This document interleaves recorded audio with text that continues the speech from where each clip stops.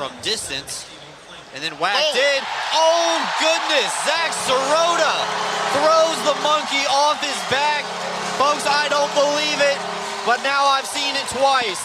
Two funky tips tonight for the Black Bears. This time, Zac Sirota, the benefactor.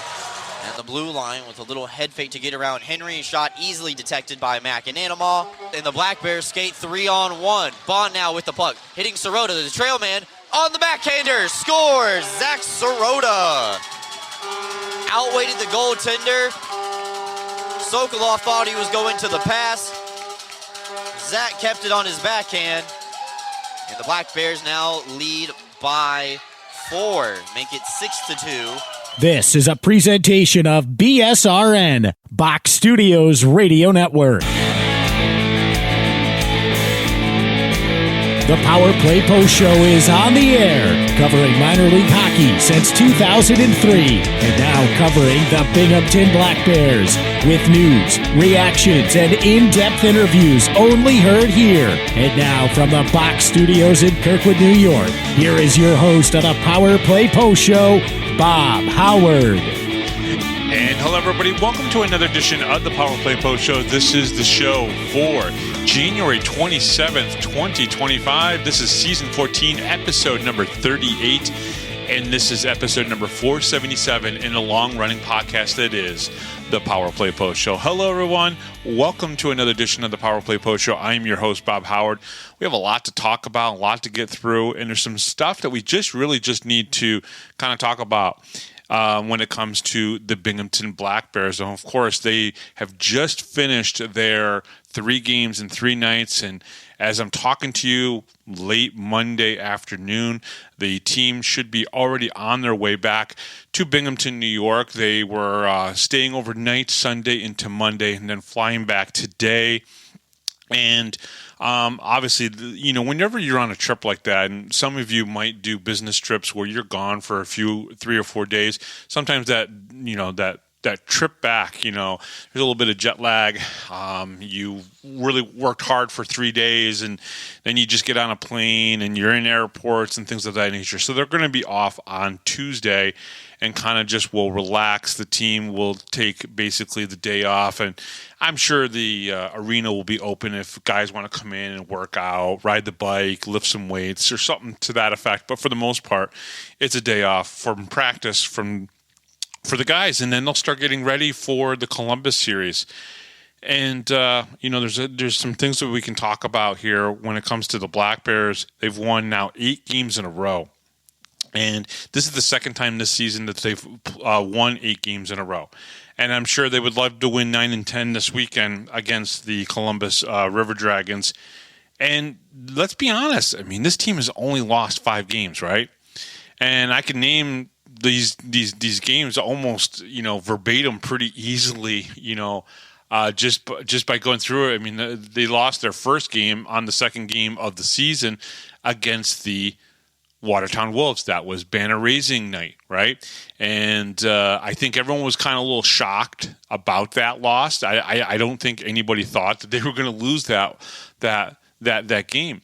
And then they played some overtime games, right? They had a couple wins, and then they had a couple overtime wins, and then there's the 4-3 loss in Danbury. No, actually, at home, it was the shootout loss, right? The only loss that they have had in extra innings, so to speak, right? That was the 8-round shootout loss, I think, to Josh LaBelle. And then they lost at Danbury. So Danbury, they've lost 2 games too. And the other game being the 7-4 loss on November 23rd, you know, in Danbury. And that was the Saturday. I believe that was the Saturday just before the Wednesday before Thanksgiving game, right? And then they came back and they beat Danbury 3-2.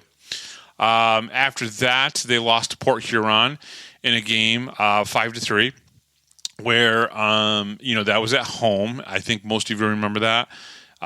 You know, just Port Huron came in on a Friday night and just played well defensively.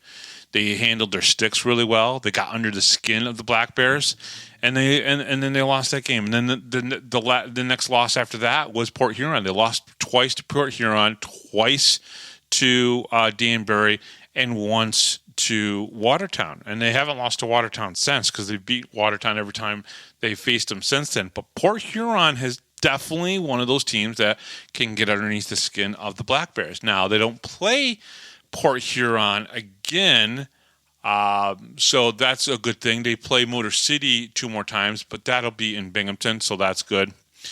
They do have the 3 games against Blue Ridge. They have the 2 games against Columbus. They have a game against Carolina, the Thunderbirds. They will come in on March 15th to Binghamton. The night before, they'll play the Dashers, and then they'll play Carolina. That's another one of those testing games, right, against Carolina.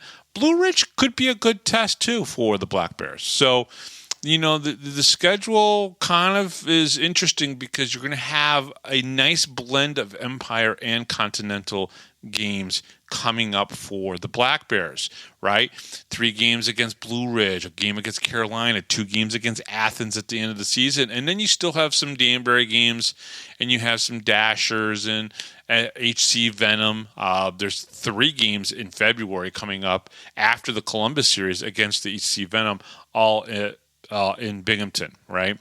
And then Motor City and then Dashers a couple times before Blue Ridge. So it'll be very interesting, but we're getting to the point where if we start pointing out what games they should win, what games they should lose, there is a very good chance this team could finish with less than 10 regulation losses. And I think that would be a very interesting stat and number for them to hit, a goal for them to hit, where, you know, I'm not saying they're going to win every single game against the HC Venom, but at this point, they have anywhere from a 75% to 90% chance of winning every single game against the Venom, what they have left, and that's 4 games, right? They you know, I can't see them losing to the Dashers the 3 games that they're playing against them. There's 7 more wins right there, right? And then you're going to plug away. You could say, okay, a split against Columbus, right? So there's maybe a loss.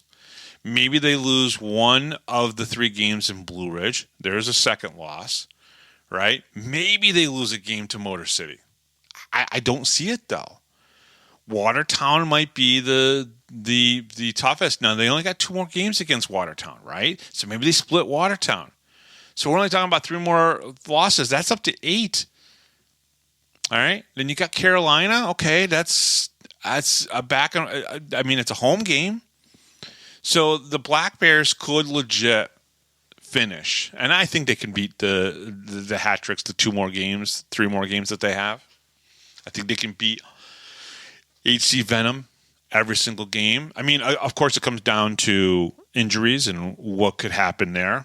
So it'll be interesting to see what happens. But they just finished 8 games in a row, right? And then they got Columbus coming in. They have 83 points.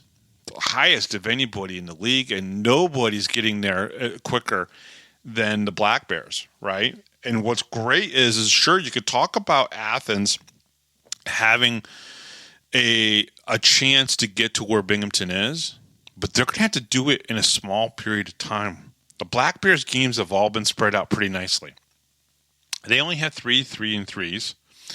They aren't playing games on a Tuesday or a Monday or a Wednesday or a Thursday to clean up that kind of stuff, except for when we get down to the Athens games, I think is a Wednesday and a Thursday, right? But that was changed. But again, it still is not going to really affect it. They're still going to have a lot of time off, and they're going to spread out these games for the Black Bears. So I just think that they're rolling in the right ways, and regardless of the injuries and regardless of the call-ups, regardless, they're just kind of plugging along nicely. And they're getting the wins. And when you have an 814 winning percentage, you know, things are pretty good. It's hard to kind of critique and, you know, lay blame on everything. One of the things that I'm really, that bugs me about FPHL fans, every single thing is the referee's fault. I hate that. No, it's not. Stop with that. Just stop. It's ridiculous. All right. The Power Play Post Show is on Spotify, Apple Podcasts, Pocket Casts, YouTube, Amazon Music, and iHeartRadio. Just search Power Play Post Show on whichever platform you listen to your podcast, and please subscribe. Please join the Power Play Post Show Facebook group. Just go to Facebook, search for the Power Play Post Show. Also, you could join PPP Show Bob. That is my Facebook page, which you can then go and share all the different things that I post on Facebook. Check out binghamtonhockey.net for all your Binghamton hockey information and curiosity. And on this edition of the Power Play Post Show, we go 6 more questions with Binghamton Black Bears forward Zac Sirota. You heard in the beginning of the show the couple goal calls from a couple weekends ago from Zac Sirota and Brooks Hill of the Binghamton Black Bears. He's been doing really, really well. And he came on the show and he scored 2 goals, I think it was on Friday night in Mississippi, and then a goal on Sunday. So come on the Power Play Post Show and you got a chance to score goals. So, all right. So the Black Bears swept the Mississippi Seawolves this past weekend, winning their 6th, 7th, and 8th games in a row, right? Can't highlight that enough. It's the second time they've hit 8 games in a row winning streak this year, which is pretty impressive. All right, so they win game 1 of the series 5-1. Now, in the first period, the Black Bears score first with Kyle Steffen goal, his 10th of the season, at the 3:16 mark of the first period. Austin Thompson then followed up that just 58 seconds later with his 21st goal of the season, giving the Black Bears a quick 2-0 lead. The Black Bears get a third goal with a Zac Sirota strike. It's a 7:20 mark of the first period. Sirota's third goal in the last 4 games. So you go back to the previous weekend when they played 3-3. He had a couple goals, and he's scored now 4 out of the last 6 games when you factor in the Saturday and the Sunday games with the Mississippi Seawolves. First period notes, Emerson Emery and Chris Mott were scratched as Mott was serving his 1-game suspension and sporting a brand new tan from the spearing penalty versus the Phenom on Sunday. Of course, he didn't get the tan because of the spearing penalty, but he did lose a little on-ice competition during practice before they went down to Mississippi and was sporting a tan. Chris Mott is the guest color commentator working with the game with Brooks Hill, so that was pretty cool to hear. CJ Stubbs on the first shift took a puck to the face, which immediately went to the bench, then went to the locker room, and the Seawolves training staff went to go check on him. Stubbs did not return during the first period, and as all of you know, he did not return at all the whole weekend. Black Bears dominated the first 5 minutes of the game, getting 2 goals and 6 shots on goal. Sirota, with 3 goals now in the last 4 games, is providing some important secondary scoring for the third line. Through the first 10 minutes, the Black Bears have 3 goals and 10 shots on goal to the Seawolves' 3 shots. This happened all 3 games where they piled on very quickly, goals and shots through the first 10 minutes. So the Black Bears penalty kill in the first attempt did not allow any shots on goal and was pretty stingy during the Sirota cross-checking penalty. Now, I want to just say, I think all weekend long they maybe registered, the Seawolves, 2 or 3 power play shots on goal. And there was 1 power play goal that they did score. So that was one of them. Otherwise, the Black Bears were phenomenal on the penalty kill. And I had to give it up to the Seawolves. They didn't commit a lot of penalties, and it took until the final game for the Black Bears to get a power play goal. I think both teams had just 1 power play goal in the game, or in the 3-game series. So that's something that Richard Parent can go back and go, listen, this is what we did against the Black Bears. And sure, they didn't have Tyson Kirkby and CJ Stubbs was out and so on and so forth. But what matters there is that there's something they can hang their hat on. They scored 1 goal, and they only gave up 1 power play goal. The Black Bears dominated the period and controlled the pace of the period and the puck control for at least 17 minutes of that period. Shots on goal in the first period was Binghamton 15, Mississippi 9. Now, in the second period, the Seawolves score first in the second period as they put pressure on early in the period, scoring off a shot of Noah Hippolyte-Smith at the 2:08 mark, making this a 3-1 lead for the Black Bears. Now, that was all the scoring for either team. CJ Stubbs did not come back out for the second period, so at this point it looks like Stubbs will not finish the game. He did not. Cade Henry, the 10 forward, is out skating with Gavin Yates and Kyle Steffen. The Black Bears did not control the puck and the pace in the first 2:30 of the middle period, which allowed the Seawolves way too much time setting up Hippolyte Smith's goal. The Black Bears have now killed 2 penalties, and they have been tagged on. The Seawolves have committed a penalty. Haven't committed a penalty yet in the game through the first 30 minutes of the game. Also, the Black Bears have not given up a shot on goal through 2 kills. So again, that's a little bit of a theme throughout the whole weekend. Don Oliveri tried a between the legs while skating right to left. A tough play to make, but Coffey made a save. Not the best or worst period for the Black Bears. Seawolves with the only goal in the period. The Black Bears did get a power play to work in the end of the period, but only 2 shots on goal during the man-up advantage. Shots on goal in that period, 15 for Binghamton, Mississippi 10, which was a high number for Mississippi. Totals Binghamton 30, Mississippi 19. Now in the third period, just 54 seconds into the third period, the Black Bears got their 4th goal of the game from Cade Henry, who scored his 7th goal of the season. Zac Sirota scored his 2nd goal of the game 4 minutes into the third period, giving the Black Bears a 5-1 lead. Now, third period notes, and that's how the game ended. The Black Bears came out with some energy in the third period, got a couple goals from third liners, Cade Henry and Zac Sirota. Dale Dion left the ice on his own accord, but to the trainer's room, he did come back. Steffen got hit by a stick in a place that we cannot mention, essentially. I think you guys can understand what I'm talking about there. From what I'm hearing, Stubbs is out for the rest of the weekend, which he was. The puck he took to the face cut his nose and broke. I was told some teeth. I was also told 1 tooth. I would expect Emerson Emery to play the remainder of the games this weekend. And also, obviously, Chris Mott, too. As I am writing this, the third period is going on. Stubbs, Dion, and Steffen have all had some sort of injury. No games this weekend versus the Seawolves are worth any injuries.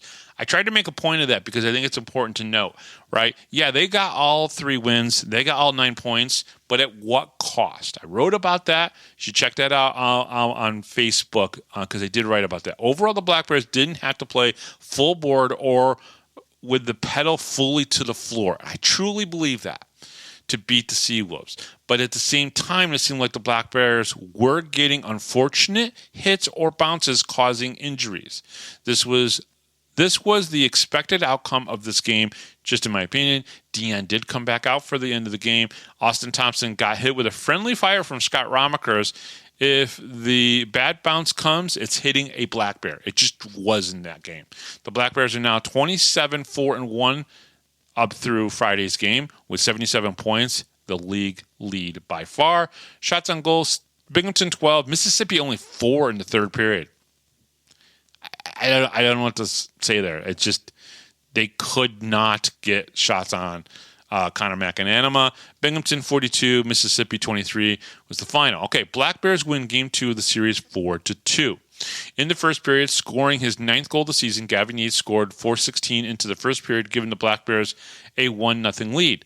Jesse Anderson scored the Black Bears' 2nd goal of the game just 1 minute and 57 seconds later after the Yates goal. His 6th goal of the season, giving the Black Bears a quick 2-0 lead. Okay, so what is going on here? The Black Bears in all 3 games do this. I mean, literally, in the first 4 to 5 minutes, they score at least 2 goals. CJ Stubbs is an injury scratch. We expected that. Nicholas Poirier is a healthy scratch for last night's game, or for Saturday's game. Seawolves netminder Richie Parent is starting in his first FPHL game. He's the product of SUNY Oswego, like Tyson Kirkby, and he is the son of head coach of the Seawolves, Richard Parent. Last night, the Black Bears only won face-offs 38% of the time, according to Brooks Hill, something the Black Bears need to improve on. The Black Bears go on an early penalty kill as Donald Oliveri gets tagged with an interference penalty at the 105 mark of the first period. Gavin scored his goal in front of his father and uncle who were in attendance on Saturday night. Through 11:21, the shots on goal were 6-6, yet the Black Bears had two past the rookie netminder for the Seawolves.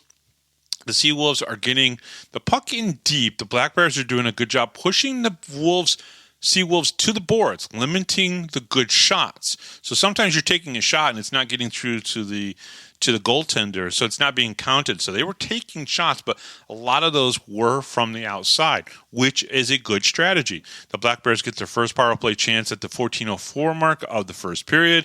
The 7-shot on goal for the Seawolves was a shorthanded chance for Ross Bartlett, who was back in the lineup after a suspension. Both teams are 0-1 or 0-1 on the only on the power plays and got in the first period. So they were 0-1 through the first period on the power plays. Nolan Egbert had to make some big saves in the last 75 seconds of the period to keep the scores in favor of the Black Bears. Shots on goal was Binghamton 18, Mississippi 10.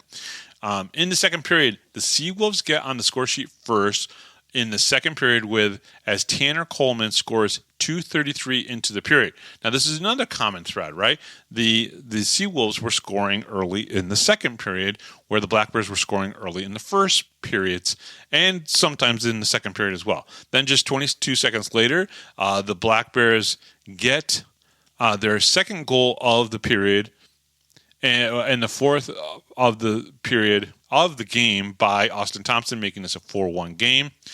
So I missed that right there. The Black Bears regain a 2-goal lead with a Dakota Bond tally at the 13:25 mark of the period. Then 22 seconds after that, because they like to score in bunches. Black Bears don't like to do anything spread out evenly. Nope, it's all in bunches. Just 22 seconds later, the Black Bears get their second goal of the period and the fourth of the game by Austin Thompson, making this a 4-1 game.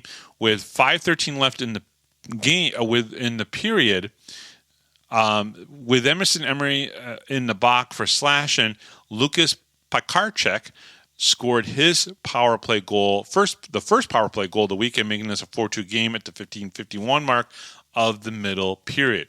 In that second period, a very similar start for the second period for the Seawolves as they capitalize on an effort getting the period's first goal. The Seawolves get an early power play as they were charging ahead, and the Black Bears leading Dakota to hook a save, a potential grade A shot at the 4:26 mark. And you know what? That's the kind of penalty I'm okay with the team taking.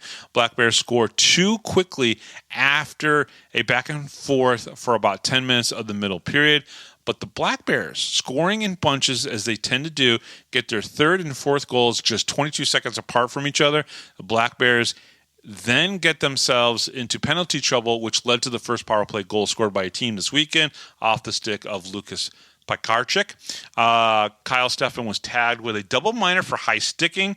If I was Brant Sherwood, I would not be happy with the middle period, though the Black Bears scored 2 goals. So did the Seawolves, and the Seawolves got some movement of the puck and pressure on Nolan Egbert. Egbert on the power play goal thought there was going to be a whistle as he made the first initial save, okay? But he did not go after the rebound. Shots on goal, Binghamton 9, Mississippi 10. Totals, Binghamton 27, Mississippi 20. Okay. Third period, both teams were left scoreless in the third period, giving the Black Bears their 28th win and improving to 80 points on the season. After the third period started, Dakota Bond threw a check near the boards and went down after he went into the boards. He was then attended to by the Seawolves trainer. He skated back to the bench, all hunched over. Bond was back out there his next shift with his D partner, Dan Stone. Ross Bartlett had a breakaway all by himself, 4:24 into the period, but Eggy made a great save, keeping the game at 4-2, a 4-2 lead for the Black Bears. I want to just say, before I go on, both goaltenders did great in this game, for the weekend for the Black Bears. In a clearing play, 5:40 into the period, Dan Stone hit the scoreboard in the arena. So he was just trying to clear the puck. And it went all the way up, and you got to understand, in Mississippi, that's a pretty high up scoreboard because it's a pretty big arena. Black Bears are committing too many penalties and just giving the Seawolves too many opportunities, which they did throughout the third period. Black Bears did get some shorthanded pressure and almost scored their 12th shorty of the season during a too many men bench penalty. Too many chances for the Seawolves, and the Black Bears have given up at least two or a few of the 2-on-1 chances for the Seawolves It only happened really in the second game of the weekend, which was interesting. Emery and Stefan had a sequence 11:30 into the period where there were two missed chances for Stefan and Emery. Okay, both had a missed chance. The Seawolves did pressure in the late stages of the game. Egbert made some nice saves. The Black Bears defense had to dig deep in the final minutes for sure. But the Black Bears win. They get their record to 28-4-1 with 80 points and win the series no matter what happens on Sunday in the final game between the two teams. Shots on goal was Binghamton 15, Mississippi 10. Totals were Binghamton 42, Mississippi 30.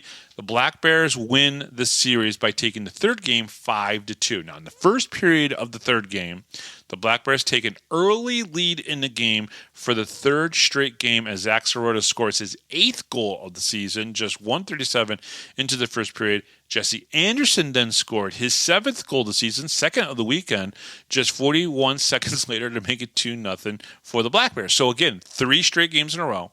Within the first 4 or 5 minutes of the game, the Black Bears have a 2-0 lead.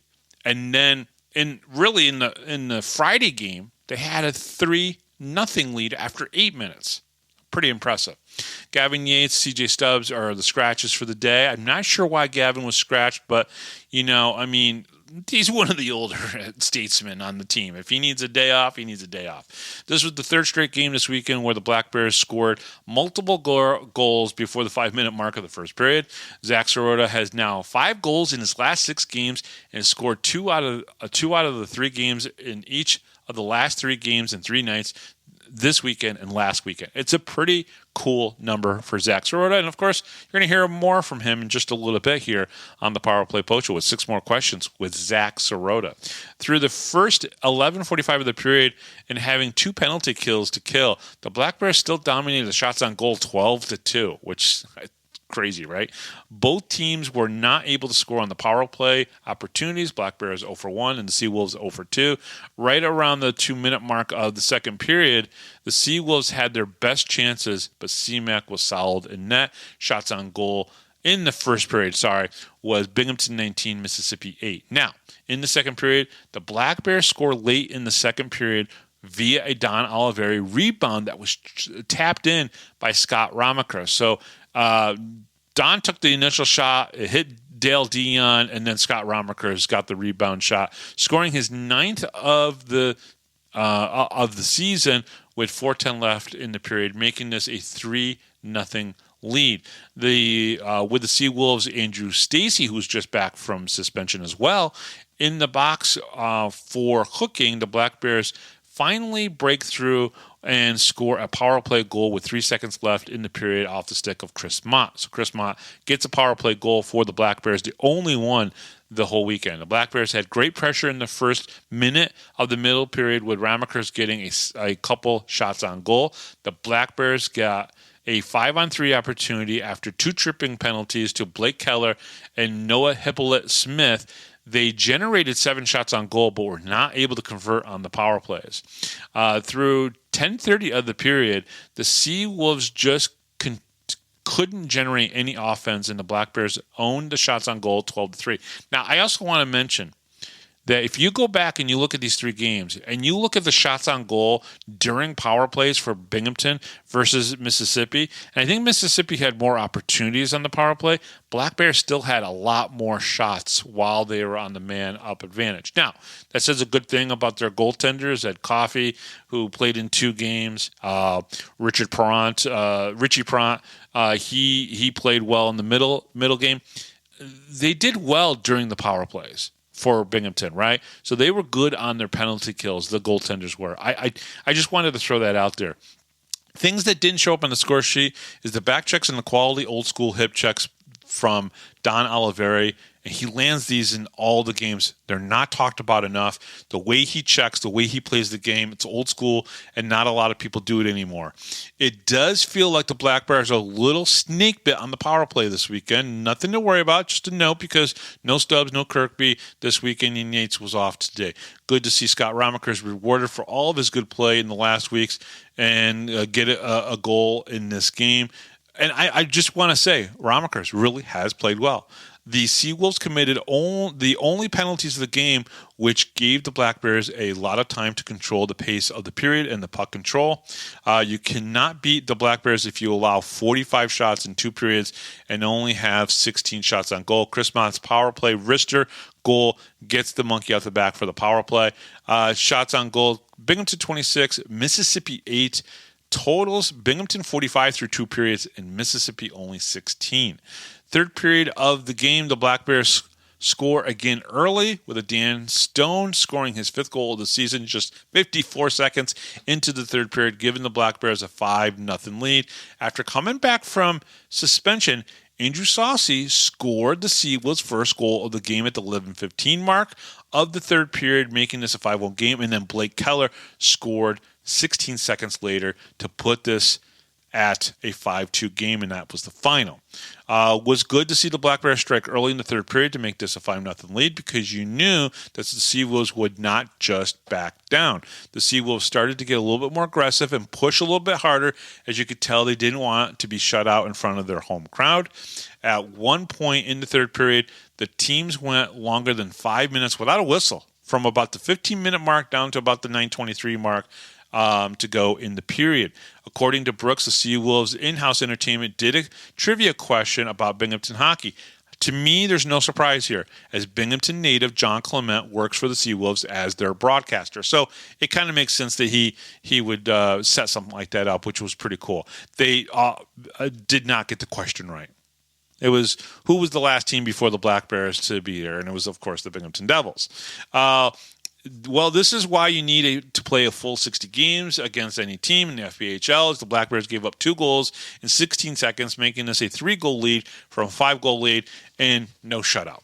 Wisely, head coach Brent Sherwood called a timeout to calm his team down and center them on the defense and not giving the Black Bears so much space in front of CMAC. They had a lot of space during those 2 goals. Listen, there's a win, there's 3 points. There was, 2 other wins, 6 points, 9 points total for the whole weekend. If we are going to nitpick, that's what we'd be nitpicking, right? Power play, maybe. You can't even, it's hard to nitpick a power play when you outshoot them on the power play and you both have 1 power play goal in the weekend. It's hard to nitpick when you have 9 points and 3 wins. It really is, right? Did they get soft in those couple minutes where they scored 2 goals in 16 seconds? Sure, maybe.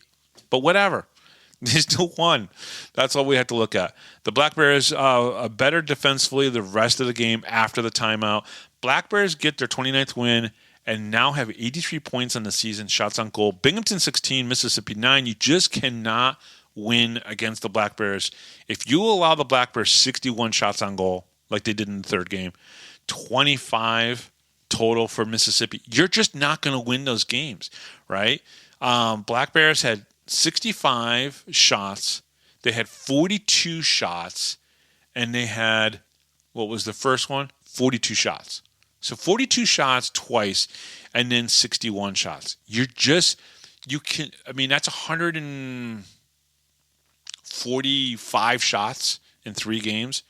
You're just not going to win. It's just not going to happen. All right, so coming up next here on the Power Play Post Show, I got a few things to talk about after you listen to 6 more questions with Zac Sirota. So I'm going to cue that up right now. And when I come back, there's a few things I want to talk about leading up to this upcoming weekend against the Columbus River Dragons. So coming up next here on the Power Play Post Show is Zac Sirota. We'll be right back right after this.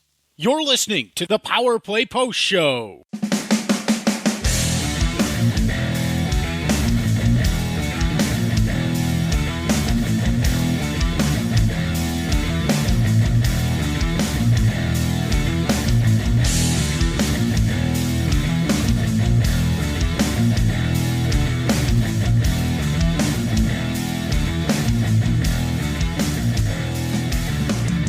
Here is another Power Play Post Show interview exclusive with Bob Howard. And welcome back, everybody, to the Power Play Post Show. This is 6 more questions with Zac Sirota.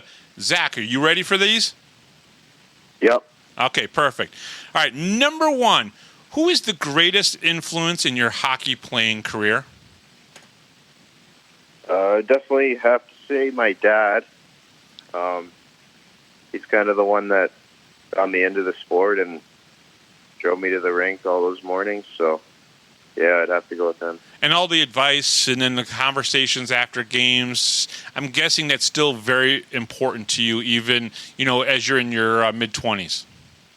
Yeah, to this day. I mean, it's obviously not as much now, but it's kind of the same as when I was a kid, You talk about the game after the game. You played bad, your dad's not happy, right? So, but, yeah. No, absolutely. All right, number 2. Name one pre-game ritual that you have to do before every game. And every hockey player has pre-game rituals. They always do. Yeah, I mean, I don't have anything crazy. Like, I have a routine for sure. I do my routine. I stick to it. So, I mean, there's certain things like before the game, I'll need a certain pregame meal, which I usually do chicken or steak with rice, and then I kind of have my routine once I get to the rink. The first thing I do is tape my stick and then get into my warm-up and whatnot. Who is the most, so far what you've noticed in the locker room, who is the most particular about taping their stick? Have you noticed? Because it's one of those things where some guys like me when I played when I was younger, taping my stick I was just like, yeah, all right, boom, boom, boom. I do it as quickly as possible. I hated doing it, but some guys will sit there and they're really slow and meticulous about it. Yeah, so I mean, I don't know who's the most meticulous, but Austin Thompson on our team, he uses black tape in practice and then switches over to white for the games. So that's kind of a cool little thing. That's definitely a very cool little thing. All right, number 3, vacation destination. Are you a beach guy, camping guy, or do you like to stay in? Definitely beach guy. Yeah? Yes. We're going on a vacation. I want a beach. Gotcha. And you guys going to be going down the Gulf Coast now. I think the snow will be gone by the time you get down there, and everything. But at least you guys might be able to get to see the beach and the Gulf Coast and everything. So that's a pretty cool thing.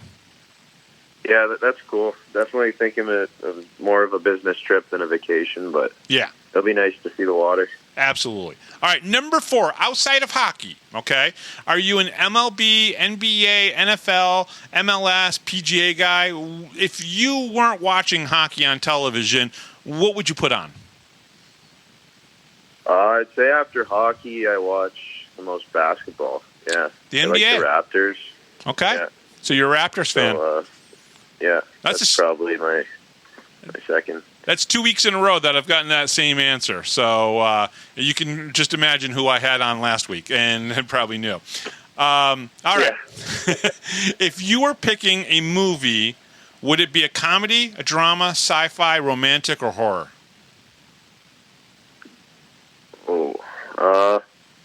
Either a comedy or a horror. Kind of opposite ends of the spectrum, but... Yeah, do you have a favorite comedy out there that you particularly like? I mean, all of Will Ferrell's movies are pretty funny. Gotcha. And I like Adam Sandler. I just rewatched the racing movie with Will Ferrell in it.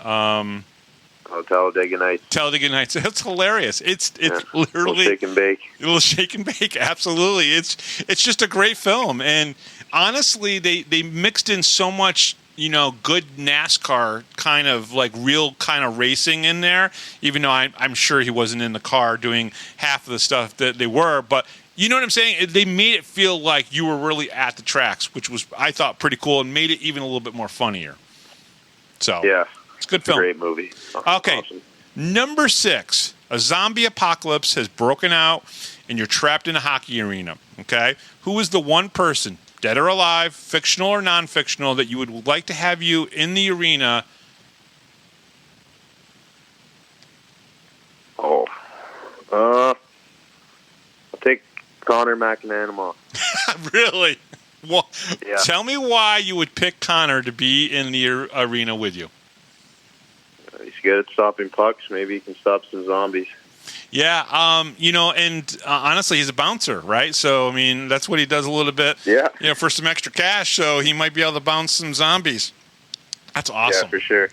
That is awesome. Zach, thank you very much for coming on. We appreciate it. Thank you for answering 6 more questions, and good luck the rest of the season. Appreciate it. Thanks for having me on. You're welcome, and we'll be right back right after this, right here on the Power Play Post Show.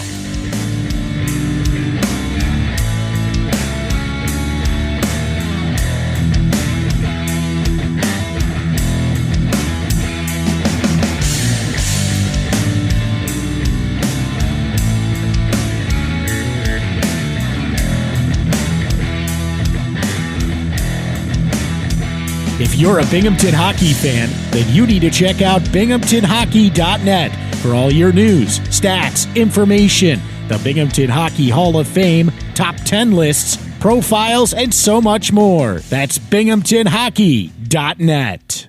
You're listening to the Power Play Post Show. And welcome back, everybody, to the Power Play Post Show. So, we just had Zac Sirota on for 6 more questions. What a weekend he had. What a great 6 games he's had in a row here, right? All three, both of the 3 games and 3 nights weekends that the Black Bears have had in a row, he has had great games. He has stepped up and done anything that the coach has asked for him. He's gone out there, played on the first line. He's played on the third line. He has pretty much done everything, played on either side. I just really think that he's had a great thing. So I'm glad we were able to highlight him this last week, this week. Get his voice out there, which was pretty cool, and get you guys to hear his story. So coming up next here on the Power Play Post Show, or for the Binghamton Black Bears, realistically, is 2 games against the Columbus River Dragons, right? And there's a lot of questions to be answered in these 2 games, right? Where does Columbus stack up, right, in the elite teams right now in the FPHL? Where does Binghamton stack up in the elite teams, right? Because right now there's a lot of talk out there. And if you're listening to some of the people talking about the FPHL, the people who cover it or talk about it a lot on social media, a lot of people will say that the Empire Division is the weaker division of the 2 divisions, and that the continental teams are better teams. And it's very interesting because we're going to find out this weekend how good Columbus is. Now, of course, they're making the trek to Binghamton. So there's an advantage there to Binghamton to play in front of their home crowd. But Binghamton just played 6 games in the last 8 days, or whatever you want, however you want to, do the math, right? In the last 2 weekends, they've played 6 games. Columbus doesn't have that schedule coming into this. So I think there's a little bit of advantage and disadvantage for both teams in different areas. So what will happen? Will we know a little bit more about our roster before going into Friday's game, right? So CJ Stubbs' injury, how will it affect his play this upcoming weekend? Will he play this upcoming weekend? So that's a question that we'll find out on Friday, right? When they drop that puck at 7 o'clock or 3 minutes after 7 or whatever it is, we're going to find out if CJ Stubbs is playing, right? So that's number 1. Now, and how does the injury affect his play this upcoming weekend? And the reason why I bring this up is because more than likely, CJ Stubbs is going to be wearing a bubble. He's going to have the little mask on. And that's going to probably affect his play a little bit. It affects every player's play no matter what they say. Number 2, Tyson Kirkby was a scratch this past Saturday and Sunday for the Reading Royals. Does he return for the Columbus series? I think this is an important thing that needs to be answered. We'll know Friday. We'll know if he's activated before Friday, right? So that'll be interesting. And then there are 2 players that we need to talk about a little bit, right? And that's Zac Sirota's great play, 8 goals, 3 assists, 11 points on the season, but scoring 4 out of his last 6 games, and he's got 5 of those 8 goals have been within the last 6 games. Scott Ramekers, his play as of late has been outstanding, taking faceoffs and winnings. Yes, I know that they probably only got about 40% of the faceoffs on Saturday night, but he's stepped up and had to go in there and take some face-off, and he's done a really good job of that. And he got rewarded with a goal over the weekend as well. So there are things that are going to happen this week. The questions are going to be answered. How does Binghamton combat a very good Columbus River Dragons team? They're good defensively. They have good goaltenders, and they are able to score goals when they need to. So it'll be very interesting to see what happens this upcoming weekend against the Columbus River Dragons. So they completed, I think, what was the most difficult probably month of the year for the Black Bears. 2 games in Port Huron, 2 games in Motor City. Then they have 2 weekends. So that was the first 2 weekends. And then the last 2 weekends was 3 games in 3 nights. And now to finish January, on January 31st, on Friday night, they have the Columbus River Dragons. Toughest month of the season for sure for the Black Bears. Then they go into 8 or 9 games. I think it's 8 games in a row from January 31st against Columbus all the way through the first game in March are all at home, right? It's 8 or 9 games at home. Great for the Black Bears. I'm not saying that makes it easy, but it is easier, so to speak. So we'll see how it goes. So this upcoming Thursday on the Power Play Post Show, we are going to have an interview with Nolan Egbert. And in that interview, some of you fans are going to ask him questions. That's right. I've asked on Facebook for you to PM me, personal message me, your questions for Eggy. And we'll get some of those questions to Eggy. Plus, I have some other things I want to talk to Eggy about. So Eggy will be our guest this upcoming Thursday on the Power Play Post Show. That'll be great.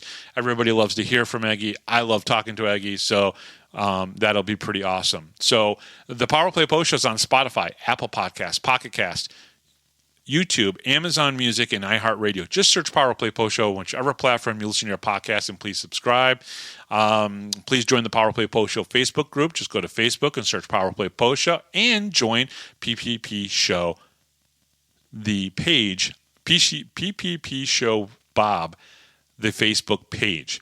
Check out binghamtonhockey.net for all your Binghamton hockey information and curiosity. And thank you to Rob Lapolis, our MC, John Petitucci, our musical director, as well as Zac Sirota from the Binghamton Black Bears for answering 6 more questions. I am Bob Howard. Thank you very much for listening. We'll talk to you next time right here on the Power Play Post Show.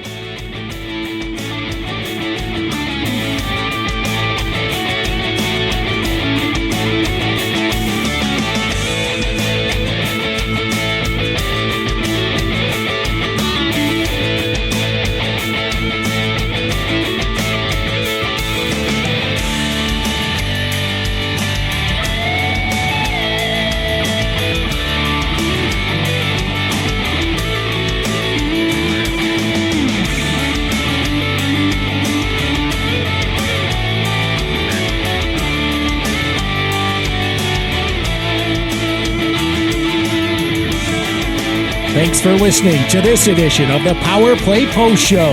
Be sure to tune in next week to the Box Studios Radio Network for all the latest Black Bears news and interviews from around minor league hockey. The Power Play Post Show would like to thank John Patitucci for all the music you hear on the show. You've been listening to the Power Play Post Show.